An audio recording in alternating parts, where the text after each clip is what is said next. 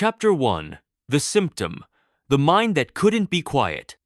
I didn't think there was a problem. Not at first. The problem, I believed, was the world's lack of efficiency, not my own mind's lack of peace. My days had a rhythm, a precise tempo set by the little rectangle in my hand. It was the first thing I touched in the morning, a bleary-eyed check for the night's missed events. It was the last light I saw at night, a final scroll through a world that never slept. The moments between tasks, waiting for coffee, riding the elevator, the 3-second pause in a conversation were not pauses at all. They were spaces to be filled. A scroll through updates, a swipe through stories, a quick dip into an infinite, shimmering stream of content. It felt productive. It felt connected. It felt like staying informed, like keeping up. But then, a strange new kind of fatigue set in. Not in my muscles, but behind my eyes, in the very texture of my thinking. A constant, low-grade static, like a radio tuned slightly off the station. I could feel it most in the real lulls, the ones I didn't choose. A power outage that lasted an hour, a dead spot with no cellular signal. With the router dark and the battery dwindling, I was left with just the room, the heavy silence, and the uninterrupted company of my own mind. And my mind was alarmingly restless. It felt like an engine kept revving with nowhere to go, gears spinning in empty air. I felt a physical itch in my palm, a tension in my fingers, an almost magnetic pull toward the dark, useless screen. More unsettling than the urge was what I discovered when I resisted it. I tried to read a book, a novel I'd been meaning to finish for months. I'd get through a paragraph, and then my focus would simply fray. The sentence I just read would evaporate. My inner monologue would snap, replaced by a hollow, anxious urge to check. Check what? There was nothing to check. That was the whole point. The urge was the habit, operating entirely on its own, disconnected from any actual need or desire. My attention no longer felt like my own. It felt like a borrowed resource, a spotlight controlled by someone else, and I was just sitting in the audience, waiting for the next cue, the next notification to tell me where to look. This personal experience of a mind conditioned by its own tools is not an isolated failing. It is a near-universal symptom, a predictable outcome of living inside an environment meticulously architected for engagement rather than reflection. Our digital interfaces are not neutral spaces like a library or a park bench. They are highly engineered architectures, built with a deep, often unsettling insight into the vulnerabilities of human psychology. The most potent tool in this architectural blueprint is the principle of the unpredictable reward. Sometimes, a mindless scroll delivers a fascinating article from a friend, a piece of big personal news, a meme that perfectly captures your mood. Often, it delivers nothing but ads and recycled content, but you can never know which scroll will be the rewarding one. This mechanism, studied for decades in behavioral psychology, is known as variable intermittent reinforcement. It is the identical engine that makes slot machines so compelling and destructive. The brain, wired to seek the dopamine hit associated with a reward, learns that the action itself, pulling the lever, swiping the screen, is what might deliver the prize. The action becomes the obsessive focus. The actual outcome becomes secondary. The mind is trained not for deep, sustained engagement with a single, complex idea, but for a perpetual, shallow scanning of the horizon, always hopeful, always anxious, always ready for the next spark of novelty. The consequences of this training are not just metaphorical, they are measurable and stark. A landmark 2025 national survey commissioned by the Ohio State University Wexner Medical Center provided a clear snapshot of the collective cost. The research found that the average adult attention span has dwindled to just about 8 seconds. Think about that, 8 seconds, roughly the time it takes to read this sentence aloud. The survey pinpointed digital devices as a direct contributor for 35% of adults, but more importantly, it revealed a deeper, more insidious cycle. The top contributors to this shredded focus were stress and anxiety, affecting 43% of respondents, followed by lack of sleep. This isn't a coincidence, it's a feedback loop. Our digital habits fracture our focus, which heightens our stress about our crumbling productivity, which in turn makes it even harder to focus, sending us back to the distracting devices for a hit of soothing novelty. as Dr. Evita Singh, a psychiatrist involved in the Ohio State study, explains this cycle can be exhausting and can make it hard to enjoy things, creating a pathway to more serious states of depression or anxiety. You can hear this erosion in the stories people tell. A writer I spoke to described it not as losing his thoughts, but as losing their substance. Thoughts used to have weight, a density to them, he told me. I could sit with one, turn it over like a stone in my hand, examine it from different angles. Now, my ideas feel slippery.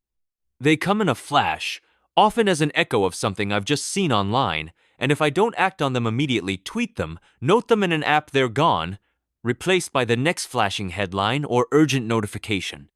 My own internal narrative doesn't feel authored anymore. It feels curated, algorithmically generated, edited down to a highlight reel of reactions. And the worst part? I'm not even the editor. I'm just the viewer, passively waiting to see what plays next. This feeling of passive viewership extends far beyond the individual. Research from academics like Abraham Flanagan at Ohio University shows it has reshaped communal spaces like classrooms. In one study, students reported spending about 25% of a typical class period in their least favorite course using devices for off-task purposes. But the truly sobering finding was that even in their favorite course, they were digitally distracted for 12% of the time. As Flanagan notes, if an instructor knows their most motivated student is spending 1 out of every 8 minutes glancing at a social media feed, it fundamentally challenges the possibility of deep, collective engagement. The technology, as he puts it, is an ingrained societal phenomenon, and the compulsion to check doesn't disappear when we enter a space dedicated to learning or connection. So, what can you do when you recognize these symptoms in your own life? The 8-second attention span, the stress-fueled scrolling, the feeling of being a passive viewer of your own mind. The goal is not, and cannot be, a grand, unsustainable declaration of digital abstinence. That sets you up for failure and more guilt. The goal is a small, deliberate, and compassionate act of recalibration. It begins with a single, intentional disconnection designed not as a punishment, but as a diagnostic tool. Choose one predictable, routine slot in your day. The first 15 minutes after waking, before the world's demands flood in. Or the 20 minutes you spend eating lunch. For that period, make your phone physically inaccessible. Put it in another room, in a locked drawer, at the bottom of a bag. Do not replace it with another screen. The emptiness will be uncomfortable. That discomfort is your most valuable data point. It is the direct signal of the habit straining against its new, unfamiliar boundary. Your only task is to sit with that feeling and observe it. Notice the specific thoughts that arise in the quiet. They might be trivial, anxious, boring, or surprisingly sad. That's okay. You are not trying to have profound thoughts. You are conducting a field study on your own cognitive landscape. You are proving, in a tangible way to both the system and to yourself, that you can tolerate the gap.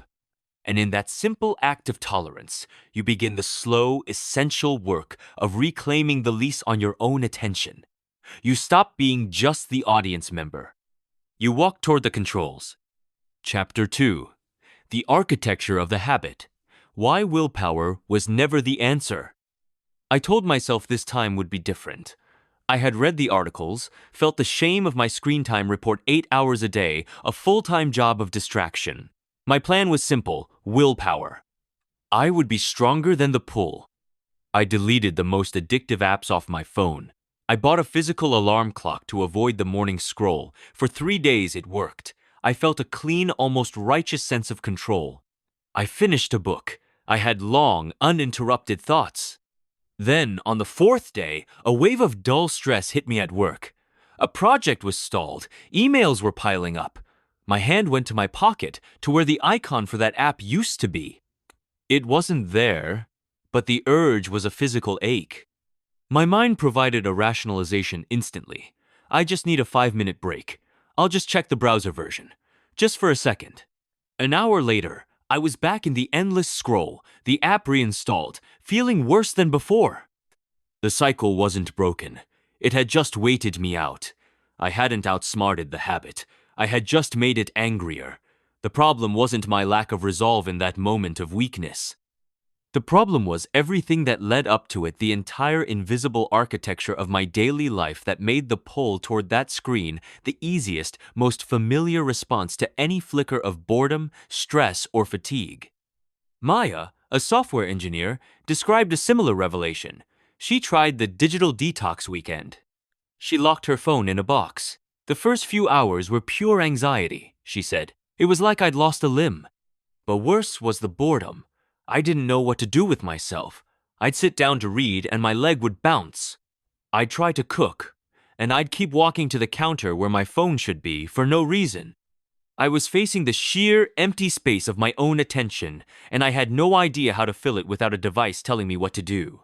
I lasted 6 hours. When I finally took the phone out of the box, the relief was immediate, and that terrified me. It wasn't about the information. It was about the relief from the discomfort of being with myself. This experience underscores a critical flaw in how we address our digital habits. We blame our willpower, our morality, our personal weakness. But willpower is a finite resource, a muscle that fatigues. The systems designed to capture our attention, however, are engineered to be inexhaustible. They don't rely on you being weak, they rely on you being human. The habit is architected through a powerful neurological loop, a cue, a routine, and a reward. For Maya, the cue was any moment of slight boredom or transition, waiting for water to boil, finishing a line of code. The routine was the almost unconscious reach for the phone. The reward was the flood of novel, distracting information that quieted the discomfort. The Ohio State University Survey on Attention Spans touches on this. When stress and anxiety are high, 43% of adults cited them as top focus. Killers, the brain seeks the fastest available relief. The digital routine becomes a go-to coping mechanism, reinforcing the loop every single time. The architecture extends its beams into the very spaces we believe are sacred. Research from scholars like Dr. Abraham Flanagan at Georgia Southern University has meticulously documented this intrusion. In studies focusing on student device use, the data reveals a pattern that mirrors Maya's experience, but in a context dedicated to learning. Students reported using their devices for non-class purposes about a quarter of the time, even in their least favorite courses. But tellingly, in their favorite courses, they were still distracted for about 12% of the time. As Dr. Flanagan points out, this isn't just about a lack of interest. It's about an ingrained societal phenomenon. The cue, a lull in the lecture, a complex concept that requires effort, triggers the ingrained routine of seeking digital relief. The classroom, the dinner table, the bed, the architecture of the habit doesn't respect these boundaries. It turns our environments into a network of triggers. This is why simplistic solutions fail. Deleting an app doesn't dismantle the architecture. It just removes one doorway. The cues and the craving for the reward remain. The brain, having been trained to expect a certain pattern of stimulation, goes through a kind of withdrawal. This isn't metaphorical. Studies on phantom vibration syndrome, where people feel their phone buzz when it hasn't, show how deeply the expectation is wired. The anxiety people like Maya and I felt wasn't a sign of addiction in a clinical sense. It was a sign of a successfully implanted habit. The system had done its job so well that breaking the routine felt physiologically unsettling. Our environment, from the phone by our bed to the laptop open on the couch, was built to make the habit the path of least resistance dozens of times a day. So, if willpower is a trap and removal is just a temporary fix, where do you start? You start by becoming an archaeologist of your own behavior, not a soldier in a war against it. For 1 week, your only job is to collect data without judgment. Carry a small notebook or use a notes app. Don't try to change anything yet. Just observe. When do you find yourself reaching for your phone without a clear purpose? Is it the moment you sit on the bus? Right after you send a difficult email? When you're avoiding a household chore? Write down the cue, the time, your location, what you were feeling just before the urge: bored, anxious, lonely, tired. Then write down the routine. What did you actually do? Scroll Instagram for 20 minutes? Check news headlines? Finally, note the reward. How did you feel afterward? Briefly distracted? More anxious? Connected? Just numb? You are mapping the architecture. You will likely see patterns emerge certain times of day, emotional states, or locations that consistently trigger the routine.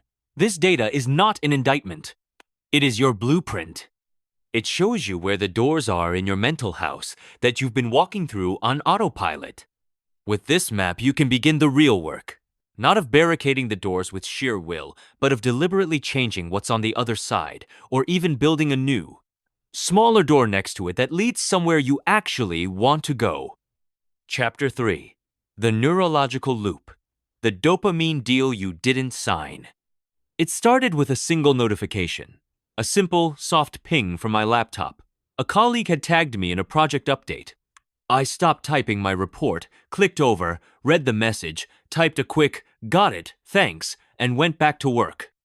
5 seconds. No big deal. Then another ping. A calendar reminder for a meeting in an hour. Dismiss. A minute later, a vibration in my pocket, a news alert.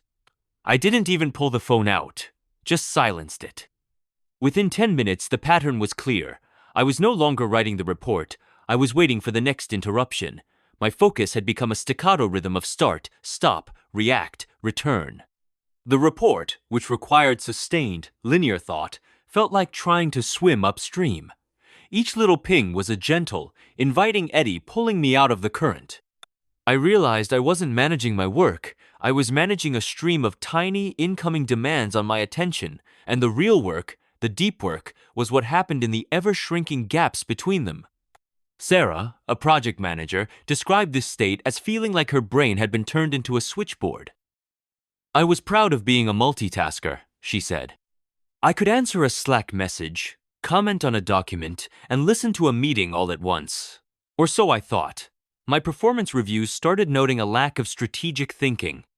My boss said I was great at putting out fires, but never seemed to be in the building preventing them. One day, I actually timed it from 9 a.m.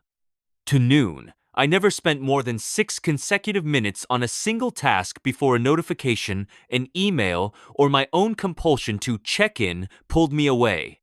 I was exhausted by lunchtime, but my to-do list was barely touched. I was busy, but I wasn't productive. I was responsive, but I wasn't creating anything. My brain felt like it was humming on a high, anxious frequency all the time, and the only thing that briefly quieted it was ironically responding to the next ping. What Sarah and I were experiencing is not a personal flaw in time management. It is the precise, intended outcome of a neurological hijacking. Every notification, the ping, the buzz, the red badge, is a carefully designed cue. It triggers what neuroscientists call a dopamine loop. Dopamine is often mislabeled as the pleasure chemical. It's more accurate to call it the seeking and anticipation chemical. Its primary job is to motivate you to pursue a potential reward. When you hear that notification, your brain releases a hit of dopamine, creating a sense of anticipation. What is it? Who is it? Is it important? The reward is the resolution of that curiosity seeing the message. But here's the catch. The anticipation, the seeking, is often more potent than the reward itself. The actual message is usually mundane. But the brain remembers the pleasurable itch of the anticipation. It learns that checking the notification is the action that scratches that itch. So, you are trained, at a cellular level, to crave the interruption. Your focus becomes the enemy of a potential reward your brain has been wired to seek. The research is clear on the cognitive tax this loop imposes. A study from the University of California, Irvine, found that it takes an average of 23 minutes and 15 seconds to fully regain deep focus after a single interruption. You are not losing seconds. You are losing entire blocks of productive capacity. Your brain isn't switching tasks, it's engaging in a costly context switch, unloading the working memory of one task and loading another. This constant switching creates a state neuroscientists term attention residue, where part of your cognitive resources remain stuck on the previous interruption. The Ohio State University survey on attention spans, which highlighted how 35% of adults blame devices directly for their fragmented focus, finds its mechanistic explanation here. The 8-second attention span isn't a starting point. It's the exhausted endpoint of a brain subjected to hundreds of these micro-interruptions daily. each one fracturing cognitive continuity and fueling the stress that makes focus even harder. This environment doesn't just change how we work, it changes how we think we should think. We begin to mistake this fractured, reactive state for normalcy, even for intelligence. We valorize multitasking, even though decades of cognitive science show it to be a myth for complex tasks. What we're really doing is task switching, and doing it poorly. The digital environment rewards rapid reaction, not deep contemplation. It values the hot take over the considered argument. Over time, our own expectations for our cognitive performance bend to fit this distorted model. We become impatient with long-form text, with slow-building arguments, with any activity that doesn't offer a frequent, dopamine-triggering update. We are, as one researcher put it, training ourselves to be distracted. So, knowing that the ping is a neurological lure, what can you do to reclaim the continuity of your own thoughts? The action must be structural, not just psychological. You must change your environment to protect your brain from its own trained impulses. Start with a single radical experiment. Turn off all non-human notifications for one workday. This means silencing every ping, buzz, and badge from email, social media, news apps, and messaging platforms. Leave on only the truly critical phone calls from family, perhaps a direct message from a key colleague if your job demands it. The goal is to sever the automatic cue routine link. The first hour will feel strange, even unsettling. You might feel a phantom vibration. You will feel the pull to check manually. This is the habit fighting back. When the urge arises, don't judge it. Simply note it. There's the compulsion to check email and return to your task. What you will likely discover, as Sarah did when she enforced notification-free sprints, is a new quality of time. The silence was deafening at first, she said. But then, after about 30 minutes, a space opened up. My thoughts, which usually felt like bumper cars, started to link together. I finished a strategic outline in 2 hours that had been hanging over me for 2 weeks. The anxiety of potentially missing something was replaced by the profound satisfaction of actually building something. You are not ignoring important things. You are scheduling when to address them. You can batch check communications at designated times, say, once an hour or at the top and bottom of each hour. This transforms communication from a tyrannical, interrupt-driven process into a managed resource. By architecting your day to minimize the neurological loot boxes, you stop being a switchboard operator reacting to incoming signals and start becoming the architect of your own cognitive landscape. You are not breaking an addiction. You are reprogramming a faulty, high-stress operating system and installing one that prioritizes depth, creation, and a sense of control that no dopamine ping can ever provide. Chapter 4. The Cognitive Load. Why your brain feels full when it's actually empty. There's a specific kind of tired that comes at the end of a day spent mostly online. It's not the satisfying fatigue of physical labor or even the mental exhaustion of solving a hard problem. This is a hollow, jittery fatigue. My eyes are dry, my head feels both heavy and buzzing, and if I try to remember what I actually did for the last 6 hours, the answer is often a blur of half-read articles, abandoned video tabs, fragmented conversations, and a to-do list that somehow grew longer. I call it browser tab brain. It feels like I've consumed a vast amount, processed nothing, and have nothing to show for it but a vague sense of anxiety and a dozen open tabs I'm afraid to close because what if I need that later? The information was free, but the cognitive cost was steep. I was left with the sensation of a mind crammed to bursting, yet somehow starved. This paradox of feeling full and empty at the same time is described perfectly by Elena, a researcher who spends her days analyzing data. In my professional work, I handle complex datasets, she explains. It's hard, but the cognitive load is clean. There's a path. When I step away and go online for a break, that's when the real drain happens. It's the chaos of it. A news headline about a crisis, a friend's vacation photo, a political argument, a funny cat video, a tutorial on something I might want to learn all in the space of 2 minutes. My brain isn't built to context switch from global tragedy to consumerism to social comparison to pure absurdity that quickly. It's like doing emotional and intellectual jumping jacks. I close the laptop feeling like I've run a mental marathon through a funhouse, and I'm more drained than when I started my break. What Elena is describing is the immense, often invisible cognitive load imposed by our hyper-connected environments.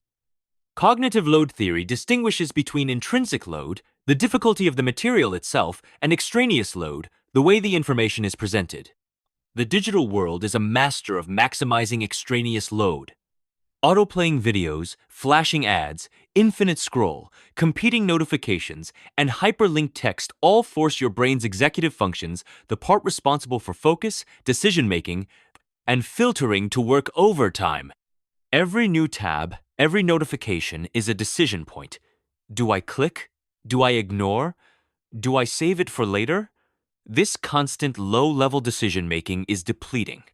It's why you can spend hours relaxing online and feel more stressed than when you began. Your brain hasn't been resting. It's been acting as a triage nurse in an information emergency room. The science quantifies this drain. While the oft-cued statistic about our attention span being shorter than a goldfish's is an oversimplification, the underlying research points to a real fragmentation. The previously mentioned Ohio State University survey, which found digital devices to be a direct contributor to poor focus for over a third of adults, connects directly to this load. When your brain is perpetually managing digital traffic, it has fewer resources for deep, sustained thought.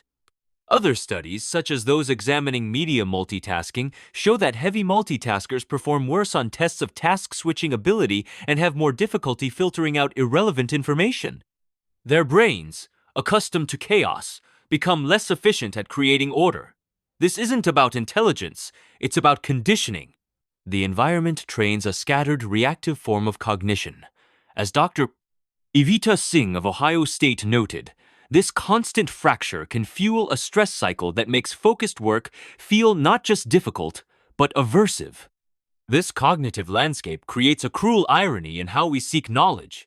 We have access to more information than any generation in history. The sum of human knowledge is in our pockets. Yet, this very access can undermine the conditions necessary for deep understanding. Learning isn't just about acquiring data points. It's about building connections, creating context, and allowing ideas to simmer. The digital feed, optimized for novelty and speed, actively works against this. It encourages the grazing of information, not the digestion of it. We mistake recognition for knowledge. We see a headline, a summary, a hot take, and we feel informed, even though we haven't engaged with the complexity, the history, or the counter-arguments. This creates what some researchers call an illusion of explanatory depth. We believe we understand the world because we have a stream of explanations at our fingertips, confusing easy access to an answer with the hard-won process of building our own. If your mind constantly feels like a messy desk covered in urgent, unrelated memos, the solution isn't to try and process them all at once.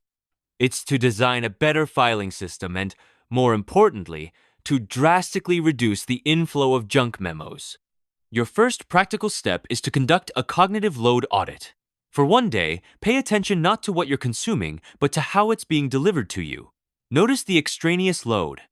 Is the article plastered with pop-up ads and recommended for you sidebars?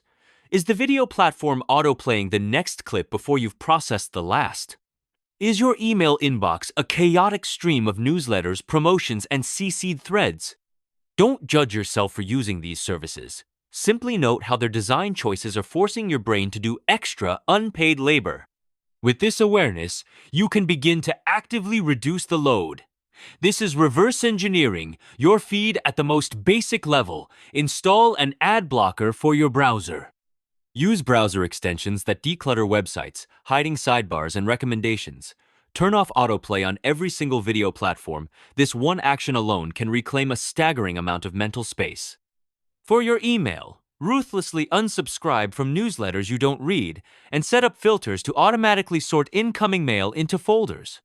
The goal is to transform your digital spaces from chaotic, high-stimulation marketplaces into calmer, more intentional libraries. You are not seeking less information. You are seeking a less taxing way to encounter it. You are giving your brain's executive functions a break from constant triage, freeing up that cognitive bandwidth for the work that actually matters to you, whether that's thinking deeply about a problem, connecting authentically with a person, or simply enjoying a moment of quiet without the background hum of unprocessed input.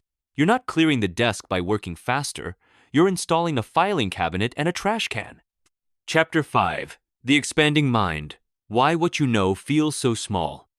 I used to think my online world was vast.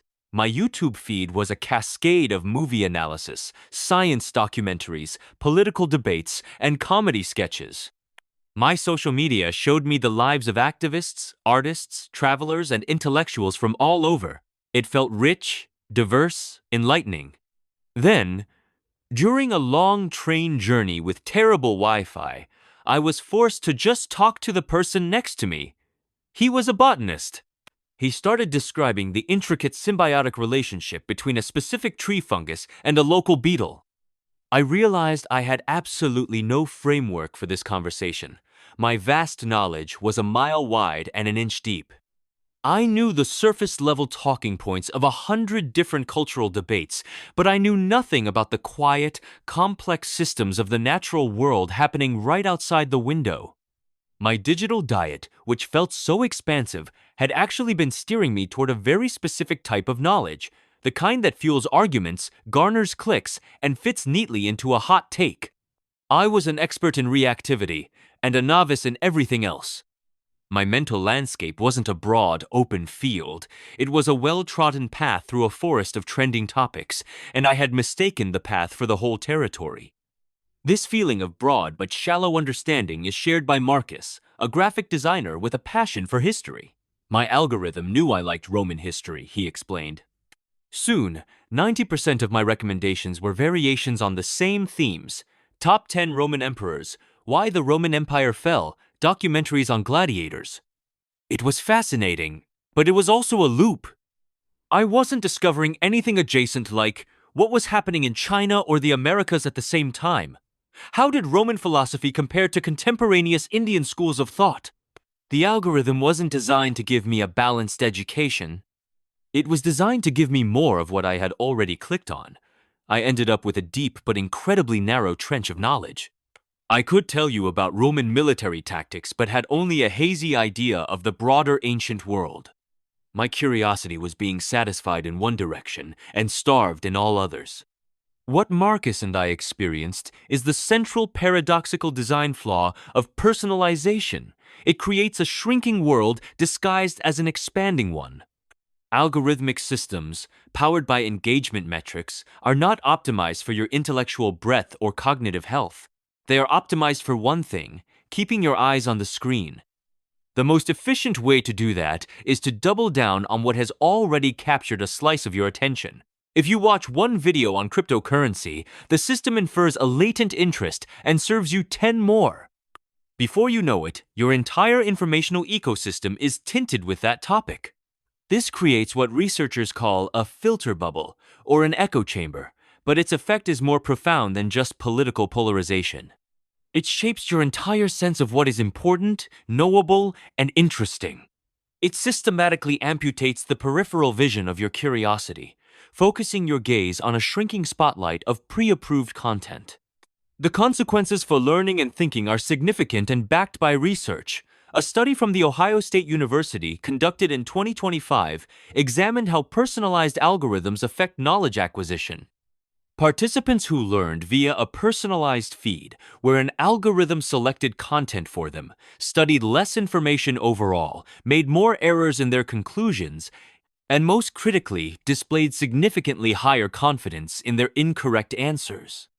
The algorithm, by feeding them a streamlined confirmatory path of information, created an illusion of explanatory depth. They felt they understood a topic comprehensively because they had seen a curated, non-challenging sequence of videos or articles about it, missing the contradictory evidence, foundational context, and broader debates that exist outside their personalized stream. Their mental model was neat, tidy, and wrong, and they were confident in its wrongness. This is the cognitive danger. We are being made confidently ignorant by systems we believe are making us smart. This environment doesn't just narrow what we know, it narrows how we think we should learn.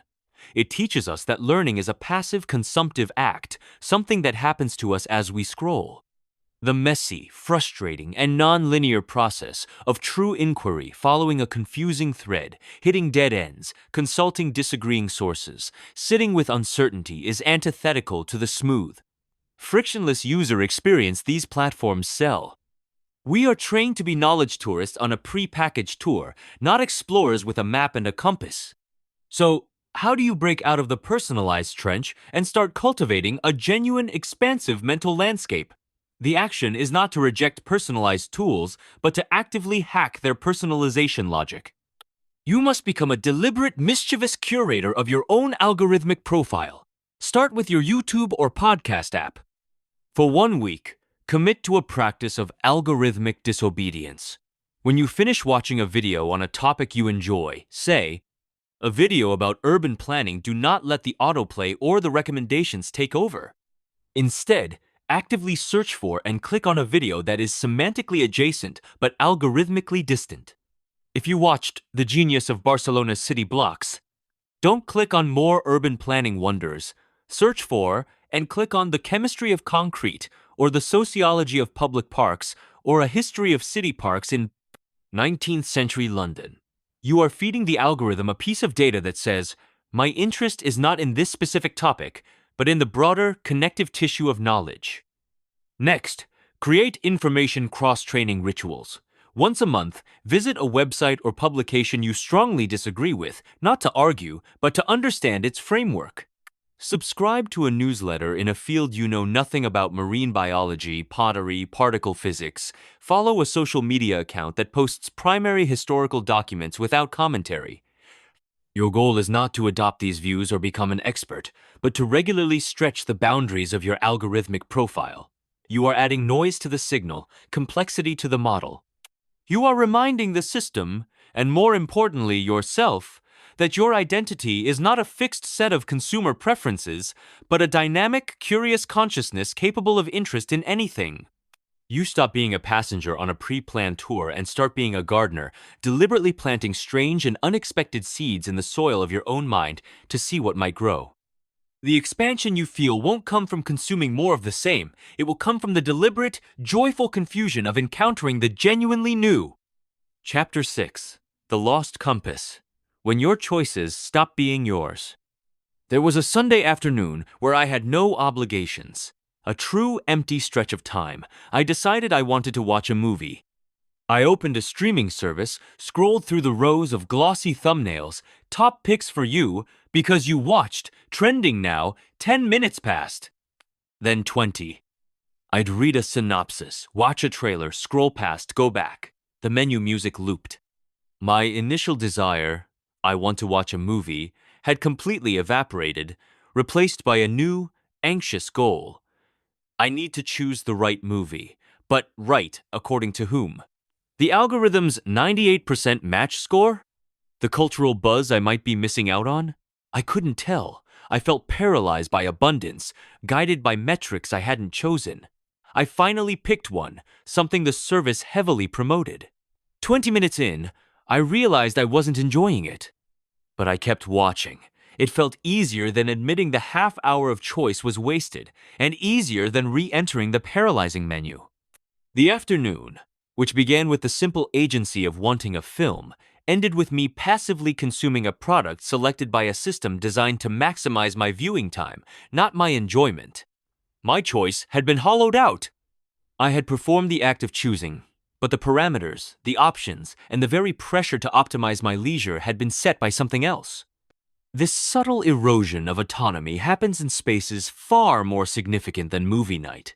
Leo, a teacher, noticed it in his consumption of news. I used to have a ritual, he said.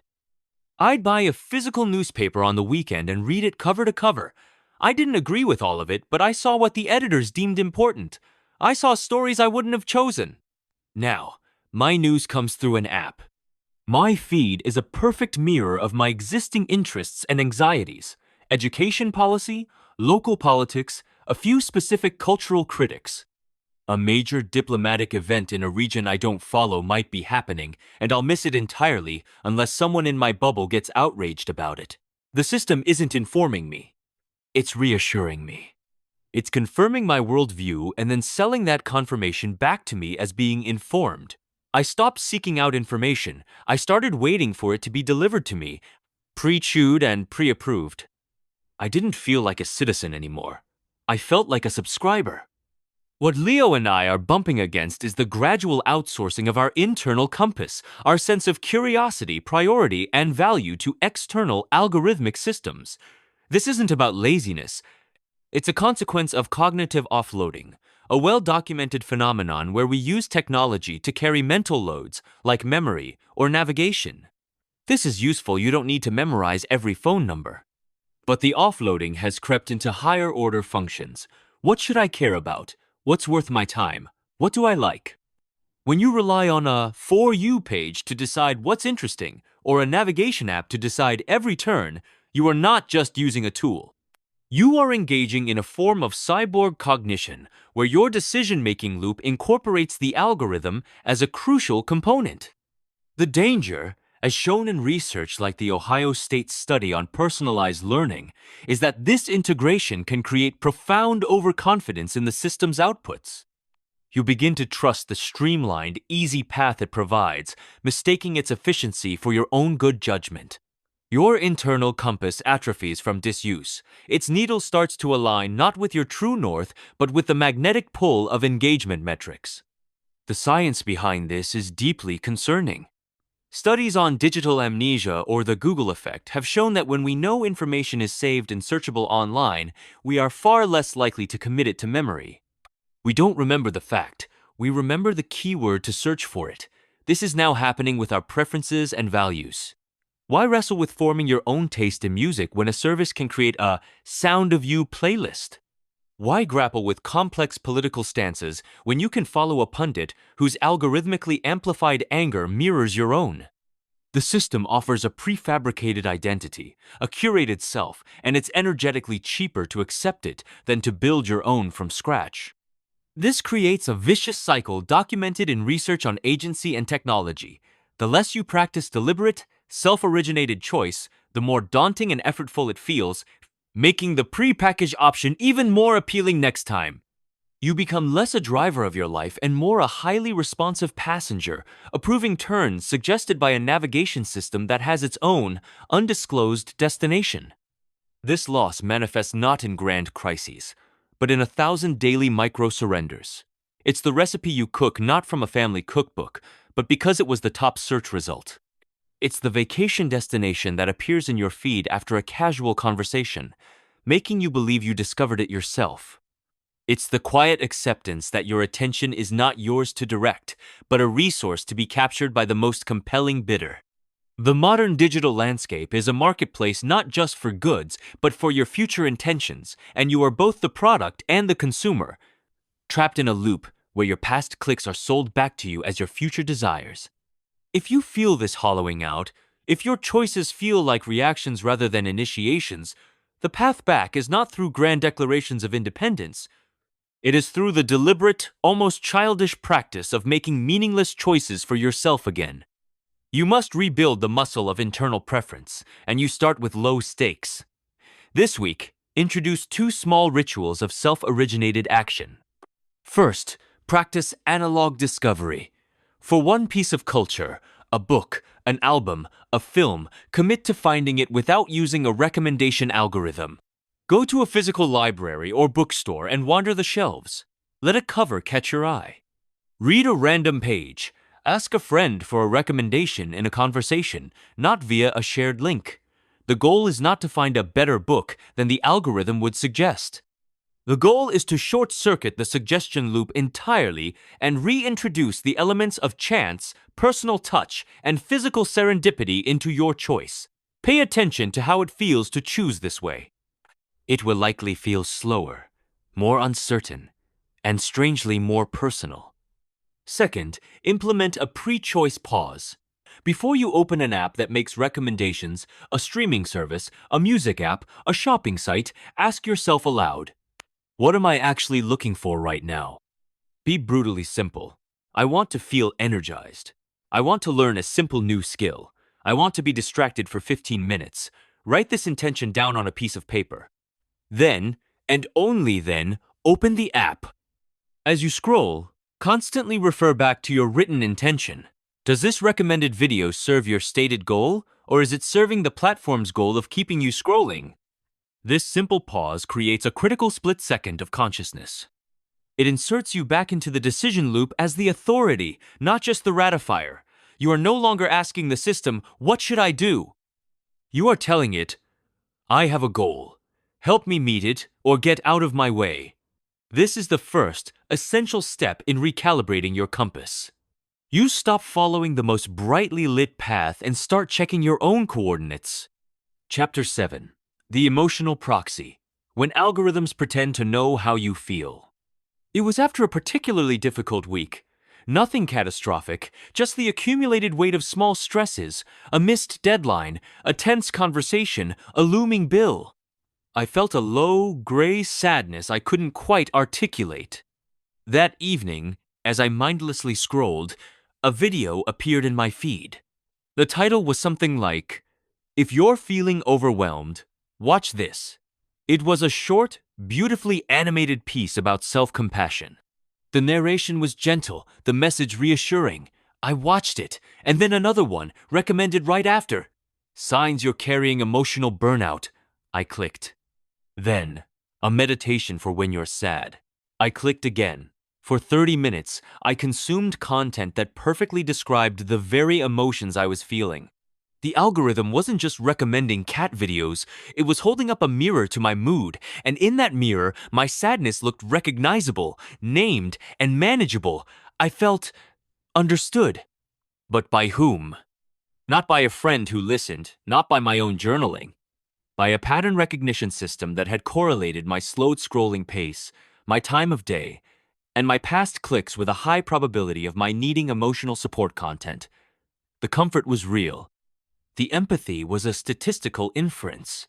I had outsourced the first step of my own emotional processing, the act of naming what I feel to a machine that didn't feel anything at all. This experience of receiving eerily accurate emotional content is becoming commonplace. Anna, a nurse, describes a more disturbing version. "I went through a breakup," she shared. "For weeks, my feed became a funeral for a relationship that was still alive in my heart. Every meme about heartbreak, every sad song, every article on how to heal was served to me. It was like the algorithm was a friend who kept saying, 'I know, it's so sad, but never let me talk about anything else.' It amplified the sadness, gave it a soundtrack and a visual language, and trapped me in a loop of my own grief. I wasn't processing it, I was performing it for an audience of one, the algorithm that kept feeding me the script. The worst part was when I started to feel better. I'd catch myself laughing at something and then feel a pang of guilt, as if the algorithm, which was still showing me sad content, was judging me for moving on too quickly. My emotional timeline was being dictated by a system that had profiled my pain.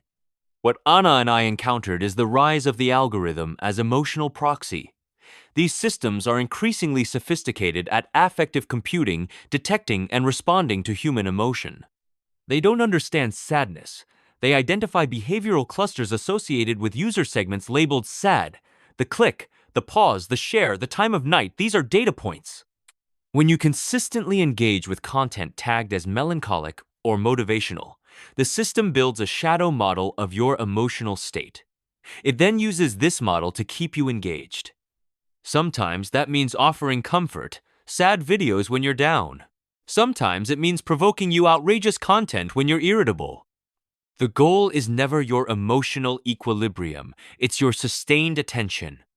The algorithm becomes a kind of emotional thermostat, but one programmed not for your comfort, but for the platform's heat, constantly tweaking the environment to elicit a reaction. This mechanization of emotion has documented psychological risks. The Ohio State University study on personalized algorithms, which found they can lead to overconfidence and incorrect beliefs, has a chilling emotional parallel. When an algorithm constantly reflects your inferred emotional state back at you, it can create an illusion of emotional validation. You start to believe your feelings are more obvious, more justified, and more permanent than they are because a seemingly objective system is confirming them.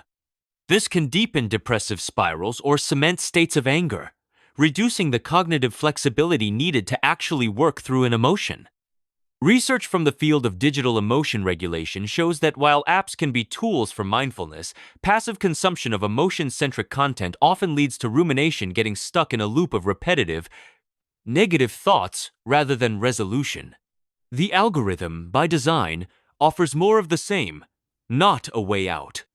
Furthermore, this dynamic trains us to seek external, often digital, validation for our internal states.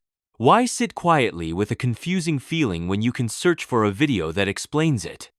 Why feel lonely in your apartment when a live stream gives you a parasocial connection? We risk emotional outsourcing.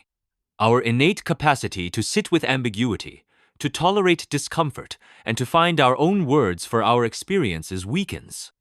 We begin to distrust the messy, ambiguous signal of our own hearts and trust the clear, categorized output of the feed. The algorithm doesn't just suggest what to buy or watch, it begins to suggest what to feel, and more dangerously, how long and how intensely to feel it. If you recognize this pattern where your digital environment seems to be writing the emotional script of your days, the corrective action is to deliberately reintroduce unmediated emotional data. You must create a practice of collecting your own internal readings before consulting the external algorithmic forecast. Start with a very simple analog habit, the emotional weather report. Each evening, take a physical notebook. Don't open any apps first. Write just 3 brief lines. One-word forecast. For example, cloudy, sunny, stormy, drizzle. The prevailing wind. What was the most frequent thought or worry that blew through today? Any precipitation? Did I cry? Get unexpectedly angry? Feel a surge of joy? Note the event, if any. This takes 2 minutes. The goal is not deep analysis, it is the act of self-annotation. You are building your own dataset in your own language. You are becoming the primary source of information on you.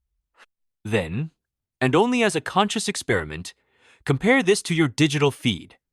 The next time a piece of content appears that seems to know how you feel, a recommended song, a relatable meme, pause. Pull out your notebook from the previous day. Does the algorithm's suggestion match your own weather report? Is it amplifying it? Is it from a completely different season? This practice creates a crucial gap between stimulus and response. It allows you to see the algorithm not as a mind reader, but as a pitchman trying to sell you a pre-packaged emotional experience that may or may not fit your actual interior state. You are not banning emotional content, you are recalibrating your relationship to it. You stop letting the feed tell you what you feel and start using it with intention, seeking out specific resources when you have identified a need, not when the algorithm predicts one. You reclaim the authority over your inner world. The comfort you seek and find will be your own, not a statistically generated simulacrum of care designed to keep you scrolling just a little while longer. You stop being an emotional profile to be targeted and start being a person, feeling things in real time. Chapter 8. The Social Scaffold. How Our Connections Became Platform Features. I remember when friendship had a different texture. It was messier. It involved waiting, missed calls, letters that took days to arrive, conversations that wandered without a point. Then came the platforms. Suddenly, connection was smooth, efficient, and measurable. I could see when a friend read my message. I could quantify our bond in likes, comments, and shared memories that popped up automatically. It felt like upgrading from a dusty country road to a 6-lane digital highway. Everything was faster, clearer, but over time, I began to miss the bumps. I missed the uncertainty that made a spontaneous meeting feel like a gift. I missed conversations that weren't archived and analyzed. I started to feel a new anxiety, the performance of connection. Was my birthday wish public enough? Did my comment on a friend's big news carry the right emotional weight compared to others? I was no longer just having friends, I was managing a portfolio of social relationships on a platform whose success metrics were engagement and growth, not depth or resilience. The highway was efficient, but it only went to pre-approved destinations, and I was starting to forget how to walk through the fields. This transformation from organic connection to managed engagement is a daily reality for Claire, who works in community management. I watched my own family group chat evolve into a strange hybrid of a newsletter and a performance space, she told me. Important, vulnerable news. A health scare, a job loss would get a few heartfelt replies and then be buried under a flood of viral videos, political articles, and vacation photos.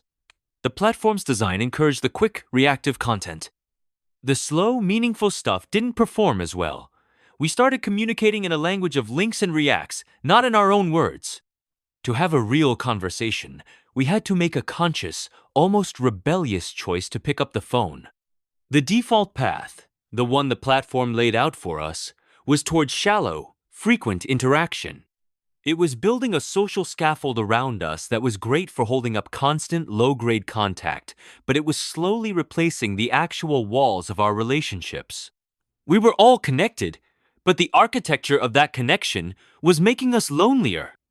What Claire describes is the systematic platformization of human bonds. Social platforms are not neutral public squares. They are engineered environments with built-in incentives. Those incentives, the like, the share, the comment, the streak, actively shape our communication behaviors. We start to craft our thoughts not for the person, but for the imagined audience of the platform. This creates what researchers call context collapse, where we speak to our boss, our mother, and a distant acquaintance all at once, flattening our identity into a single, safe-for-work persona. The messy, context-rich, private reality of human relationship is forced into the clean, data-generating containers of the feed and the profile. Our connections become platform features, optimized for the metrics that keep the platform itself valuable: daily active users, time spent, and viral growth. The psychological and social consequences of this shift are profound and visible in the data. While comprehensive long-term studies are ongoing, trends identified by researchers like those at the University of Ohio point to concerning correlations. Their work on attention and stress highlights a cycle where fractured focus fuels social anxiety, which in turn drives more fragmented, compensatory online socializing.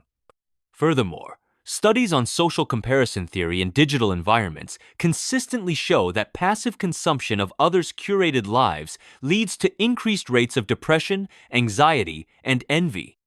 The platform's Scaffold encourages constant, upward social comparison, comparing your behind the scenes to everyone else's highlight reel. This isn't an accidental byproduct. It's a predictable outcome of an environment designed to showcase success and garner approval. The research suggests we are not just using social media, we are internalizing its competitive, performative logic as the new normal for human connection, with measurable costs to our collective mental well-being. This engineered sociality also reshapes our very sense of community and belonging.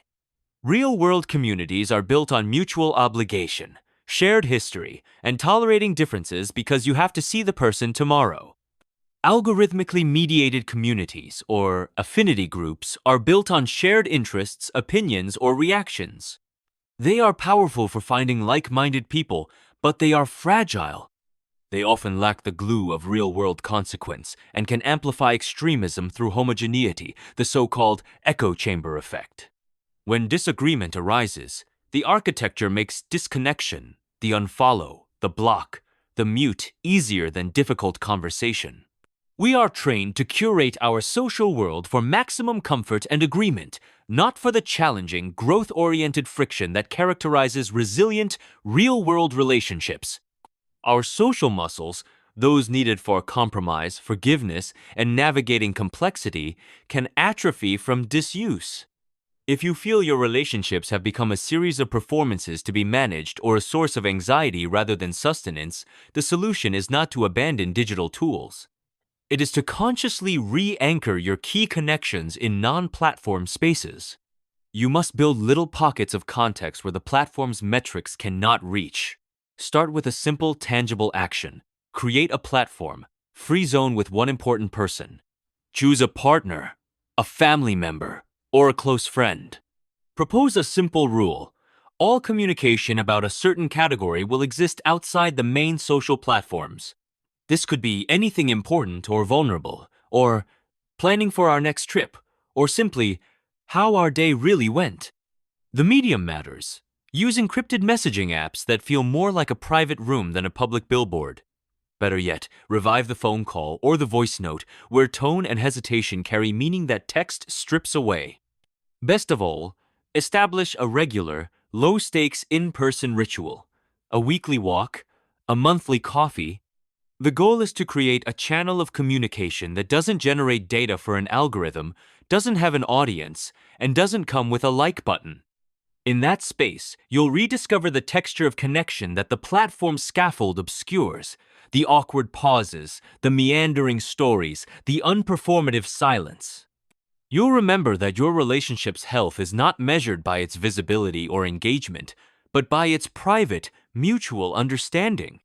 This is how you begin to dismantle the scaffold, not with a sledgehammer, but by patiently building a more solid, personal structure underneath it. You stop seeing your relationships through the platform's interface and start nurturing them in the messy, unoptimized, beautifully inefficient spaces where real human bonds have always grown. You reclaim your connections as your own, not as features of a service you use. Chapter 9. The Model of You. When the algorithm knows a stranger with your name. For years, I thought the algorithm was getting to know me. It learned I liked ambient music, documentaries about engineering, and articles on urban design. It fed me more, and I clicked, confirming its hypothesis. I felt seen. Then, one day, I decided to download my data from one of the major platforms, the entire history of everything I had ever clicked, liked, or searched for. It was a colossal file. Out of curiosity, I fed it into a simple word cloud generator, the largest. Most prominent words that emerged to represent my digital identity were not ambient, documentaries, or design. They were crisis, debate, problem, failure, anxiety. I scrolled through the raw log. Hour after hour, my clicks told a story of a person drawn to conflict, to breakdowns, to negativity. Is this who I was? In my self-image, I was a curious, generally optimistic person. But according to the model the platform had built the me, it used to decide what to show me. I was a person primarily concerned with things falling apart. The algorithm didn't know me. It knew a version of me that was profitable, a version primed to engage with fear, outrage, and worry because those emotions drive clicks and keep screens on. I had been collaborating in the creation of a digital doppelganger, a stress ghost of myself, and I had mistaken its reflection for my own face. This unsettling encounter with one's own data shadow is not rare. David, a high school teacher, had a similar moment of dissonance. My YouTube recommendations were full of darkest moments in history and collapse of empires content, he said. I watched some out of professional interest, but the algorithm assumed it was a deep-seated passion. It started serving me apocalyptic prepper videos, conspiracy theories about economic collapse, and hyper-aggressive political commentary. My recommended feed felt like the brain of a paranoid survivalist. I'm a teacher who gardens on weekends and plays board games. That feed wasn't for me. It was for a caricature of me, built from a few data points and amplified by a system that equates engagement with identity. The scariest part was realizing that if I watched those videos out of morbid curiosity, I'd be training the model further, making the caricature more extreme, and pulling my actual interests further from view. I was in a feedback loop with a stranger who shared my login. What David and I experienced is the central, often invisible, operation of the digital economy, the creation and refinement of the predictive model. You are not a person to these systems, you are a vast, evolving set of probabilities. Each click, pause, and hover is a data point used to update the model's prediction. What will keep this user engaged for 0.3 seconds longer? The model doesn't care if the predicted action aligns with your well-being, your values, or your true self. Its success metric is predictive accuracy for engagement. Over time, the model can become incredibly accurate at predicting your reactive behaviors, what you'll click on when bored, angry, or sad. But it knows nothing of your proactive self, your aspirations, your quiet curiosities, your moments of generosity. The model is a sketch of your shadows, mistaken for your portrait. As research like the Ohio State study on personalized learning implies, These models can be so convincing in their feedback loops that they make us more confident in narrow, often negatively skewed, versions of reality and ourselves. This process has a dehumanizing consequence: identity flattening. The rich, contradictory, multifaceted nature of a human being is compressed into a profile defined by consumable categories: the politics enthusiast, the fitness junkie, the true crime fan. The system then bombards that profile with content, reinforcing the category. You might have a passing interest in political news, but the model, seeking efficiency, will soon fill your feed with it, pressuring you to become the politics enthusiast it has decided you are. Your other interests, painting, cooking, astronomy, get starved of algorithmic oxygen because they don't fit the dominant, engagement-driving profile. You are gently but firmly pushed into a behavioral niche. Your digital environment becomes a cage whose bars are made of our own confirmed preferences. Furthermore, this modeling creates a powerful behavioral confirmation bias. Knowing you are being tracked and categorized can subconsciously alter your behavior to fit the model, a digital age version of the Hawthorne effect. If you sense the algorithm sees you as an intellectual, you might feel pressure to click on more highbrow content. If it sees you as alternative, you might lean into that. We start to perform for the model, subtly shaping ourselves to match its predictions, which in turn makes the predictions more accurate, tightening the loop. The line between what I like and what the system has successfully predicted I will click on becomes hopelessly blurred. Our agency isn't just overtaken, it's co-opted in a collaborative performance where we play the role written for us by our own past behavior. If you feel this disconnect, if the you reflected in your feeds feels like a distorted, obsessive, or simplistic version of the person you know yourself to be, it's time to break the fourth wall. You need to confront the model directly. Your action is a digital identity audit. This is more than tracking screen time. It's about auditing the content of your digital inputs and the model they create. First, export your data. Most major platforms allow you to download your search history, watch history, and interaction data. It's often cumbersome, but do it for one key service. Don't just glance at it, spend 30 minutes scrolling. Look for patterns you didn't consciously intend. What emotional tone dominates? What topics recur that don't align with your current goals or self-image? This is your behavioral blueprint as seen by the machine. Second, conduct a model poisoning experiment for 1 week.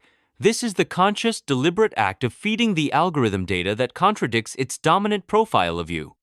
If your feed is all politics and outrage, spend 15 minutes each day deliberately watching and engaging with content about nature documentaries, calm music, or hands-on crafts. Search for terms like beginner's guide to pottery or slow cinema. You are not doing this because you suddenly love pottery.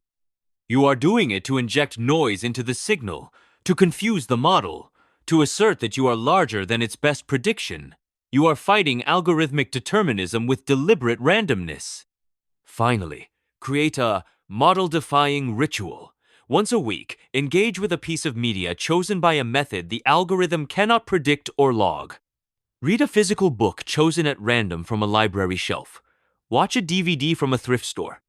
Listen to a community radio station. The content is less important than the provenance. This ritual reaffirms that your identity and your choices can exist outside the data harvesting, model-building ecosystem. It reminds you that you are not a profile to be optimized, but a person whose next interest might be something no algorithm could ever foresee. By auditing, poisoning, and defying the model, you reclaim the right to be unpredictable, complex, and ultimately human. You stop collaborating with the creation of your stress ghost and start reminding the system and yourself that you contain multitudes no model can ever hold. Chapter 10. The User Manual. Writing your own code for attention. There is no grand finale, no moment where you delete your accounts and live in a cabin, finally free. The cabin has Wi-Fi.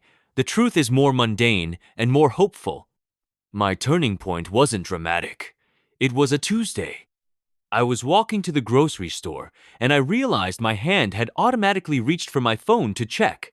Nothing, just to check. I looked at the phone in my hand, the sleek slab of glass and promise, and I didn't see a tool or a portal. For the first time, I saw it for what it had become, a remote control for my own state of mind, and I had been letting anyone with an algorithm press the buttons. In that moment, I didn't feel angry at the tech companies. I felt a quiet, firm clarity. The problem wasn't in the code of the apps. The problem was that I had stopped writing my own. I had accepted their user agreement for my attention without ever reading the terms. That walk to the store became the first step in a new project, not to quit the digital world, but to become its literate, intentional user. To stop being a product of the system and start being its architect for myself. This realization echoes the journey of countless others who have hit a similar point of cognitive friction. Take Martin, a former data analyst. I spent all day building models to predict user behavior, he told me. One evening, I had an epiphany. I was the user. My behavior was being predicted and shaped by models, just like the ones I built. I was living inside my own work. So I applied my professional skills to myself. I stopped thinking in terms of good or bad habits and started thinking in terms of system design. What were the inputs? My phone on the nightstand, what was the output? Morning anxiety scroll. I redesigned the system. The phone now charges in the kitchen. The new input is an old-fashioned alarm clock and a kettle. The new output is 10 minutes of quiet with tea before the world intrudes. I didn't use willpower. I used design. Martin's approach underscores the core thesis. You cannot fight a system with willpower alone. You must build a better, more compelling system. The research is finally catching up to this reality. The Ohio State University study from 2025, which demonstrated how personalized algorithms can create overconfidence in incorrect beliefs, offers a crucial parallel. It shows that the environment, the information system we immerse ourselves in, directly shapes the quality and accuracy of our cognition. If a curated feed can make us confidently wrong, then a consciously designed informational environment should be able to make us more thoughtfully engaged. This isn't just theory. Studies on choice architecture and nudge theory in behavioral science have proven for years that small, strategic changes in how options are presented can lead to significantly better decisions without restricting freedom. We must now apply this to our digital lives. We must become choice architects for our own minds. Building your own system isn't about austerity. It's about curation for clarity and intention. It means moving from a default state of passive consumption to an active state of designed engagement. The goal is not to see less, but to see more of what matters to the you that exists outside the predictive model. This requires a shift from being a passenger to becoming a pilot with a dashboard you control. So, if you're ready to stop being remotely controlled and start writing your own code, the process begins with a personal digital constitution. This is a living document, just for you, that outlines the core principles for your interaction with technology. Don't make it complicated. Start with 3 foundational articles. Article 1. The Input Protocol. This governs what information is allowed to seek your attention. Your first act as a systems designer is to ruthlessly eliminate automatic, low-value inputs. Go through every app on your phone and turn off every single notification that is not from an actual human being trying to reach you in real time. Silence social media, news, and promotional alerts.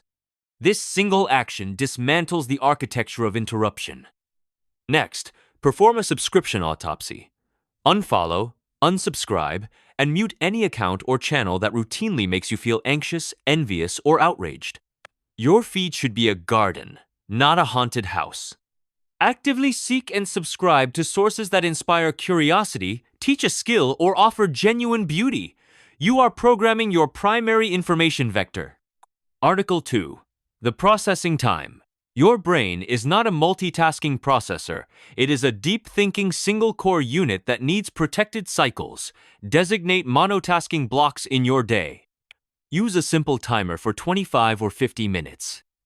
During this block, your phone is in another room on Do Not Disturb, and your computer has no tabs open unrelated to the single task at hand. This creates a temporary sacred space for the kind of linear, deep thought that algorithms disrupt.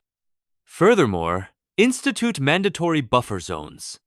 The first 30 minutes of your day and the last 60 before sleep are device-free. This isn't just about sleep hygiene, it's about reclaiming the cognitive space where your own thoughts, not algorithmic suggestions, can form and settle. You are allocating processing power to yourself. Article 3. The Output Audit. We are not just consumers, we are creators. This article is about being mindful of what you put back into the system. Before you post, share, or comment, institute a 10-minute pause. Ask yourself, am I adding value or just adding noise? Am I reacting from emotion or contributing from reflection? Am I trying to connect or just perform? This simple pause breaks the impulsive reactive loop that platforms thrive on and reasserts your agency over your digital voice. You move from being a source of engagement data to a conscious participant. This constitution is not a prison. It is your declaration of independence from the default settings. You will break its rules, and that's fine. Revise it. The power is not in perfect adherence, but in the conscious act of having a framework at all. When you feel the pull of the infinite scroll, you no longer have to wrestle with a vague sense of guilt. You can simply refer to your constitution. This violates Article 1 on low-value inputs. I designed a better system for myself. You are no longer at war with your impulses. You are an administrator, gently guiding your behavior back to a design that serves your long-term goal, a mind that belongs to you. The final step is the most human one. Share your blueprint. Talk about your digital constitution with a friend. Compare articles. You'll find that one person's inspiring source is another's clutter. This isn't about finding the one right answer, it's about recognizing that we all have the right and the capacity to build our own answers. In a world designed to make us feel like users, the most radical act is to become the builder. Your attention is the last truly private frontier. Start treating it with the respect of a sovereign nation. Write your own laws, design your own borders. You are not the product. You are the founding document. Thank you for listening to the end. Please share your opinion in the comments.